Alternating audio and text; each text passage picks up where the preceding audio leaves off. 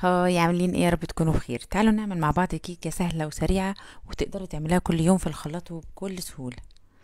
هتجيبي 4 بيضات وعليهم كوبايتين سكر وكوباية زيت على سمنة او كوباية زيت الا ربع معلقة سمنة كبيرة ومعلقتين خل ومعلقتين عصير ليمون وفانيليا، ونضربهم مع بعض في الخلاط، وبعدين ننزل عليهم بكوبايتين السبرايت، وبعدين 4 كوبايات دقيق و4 معالق نشا. هخلط المكونات السائلة على المكونات الجافة